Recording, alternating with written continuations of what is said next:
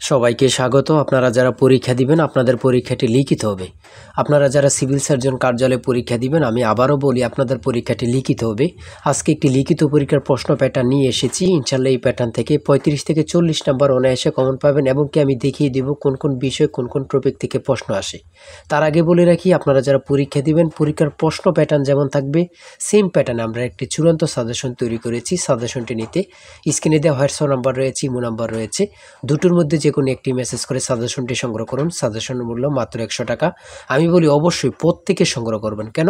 পরীক্ষার প্রশ্ন প্যাটার্ন যেমন থাকবে সেম প্যাটার্নে আমাদের সাজেশনটি রচিত, সম্পূর্ণ আপডেট একটি চূড়ান্ত সাজেশন। শুধু তারাই আমাদের সাজেশনটি সংগ্রহ করে A to Z পড়ে যাবেন, ইনশাল্লাহ আপনি পরীক্ষা উত্তীর্ণ হয়ে যাবেন।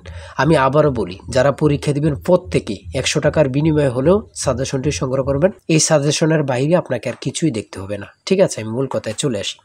এখানে লিখিত পরীক্ষা কি, সিভিল সার্জন কার্যালয়ে লিখিত পরীক্ষাটা কি এটাকে বুঝতে হবে। কারক থেকে, এক কথা প্রকাশ থেকে, বিপরীত শব্দ, সন্ধি বিচ্ছেদ, ইংরেজি পার্ট থেকে, প্রিপোজিশন, আর্টিকেল, ভয়েস থেকে থাকবে, ট্রান্সলেট অবশ্যই থাকবে, শর্ট করে একটি প্যারাগ্রাফ থাকবে, তারপরে গণিত, সর্বশেষ সাধারণ জ্ঞান থাকবে। লিখিত পরীক্ষা মানে এতটুকুই, কথা বুঝেন কিন্তু। হ্যাঁ, আমি এখন সম্পূর্ণ প্রশ্নটা সমাধান করে দেখিয়ে দিচ্ছি। দেখেন, প্রথমে রয়েছে কি 1 নম্বরে কারক ও বিভক্তি নির্ণয় করুন। এখানে 5টা থাকবে, 5টার জন্য আপনাকে 5 নাম্বার দেওয়া হবে। হ্যাঁ, তারপরে 2 নম্বরে রয়েছে বাক্য সংক্ষেপণ করুন।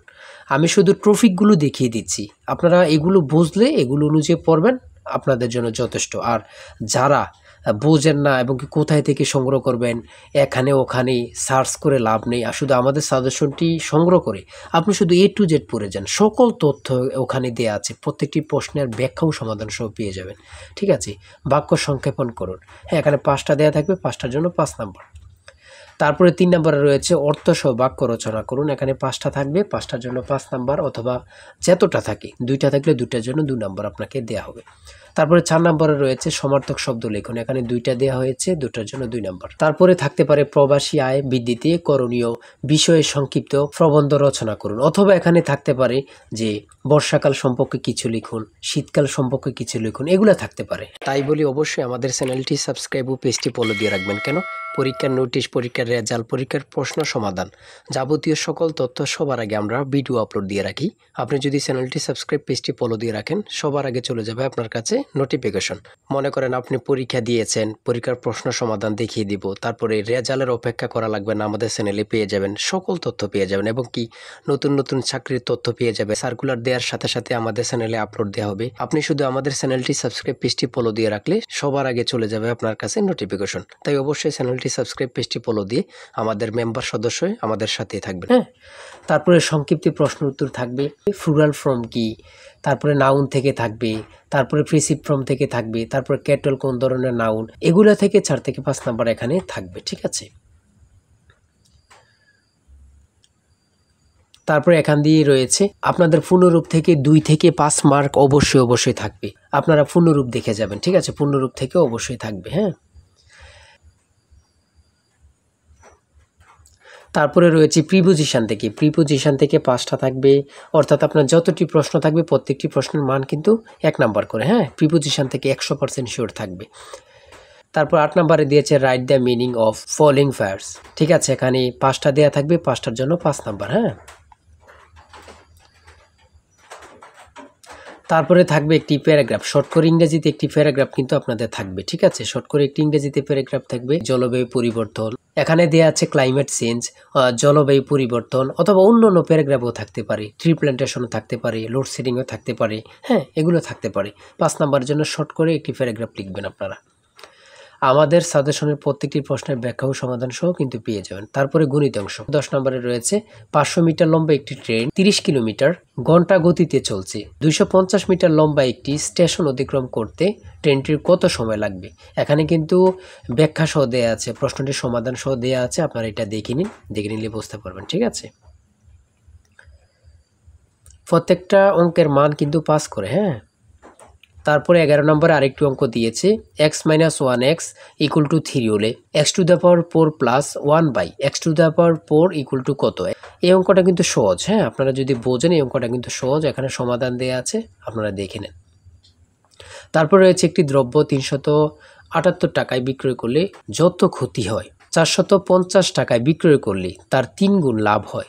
দ্রব্যটির ক্রয় মূল্য কত? এখানে সমাধান দেয়া আছে, আপনারা দেখে নেন। প্রত্যেকটি প্রশ্নের মান কিন্তু পাস করে। তারপরে 13 নাম্বার রয়েছে, একটি শ্রেণীতে যতজন ছাত্র আছে প্রত্যেকে তত টাকা করে দিলে মোট 6561 টাকা হয়, ছাত্র সংখ্যা কত ছিল?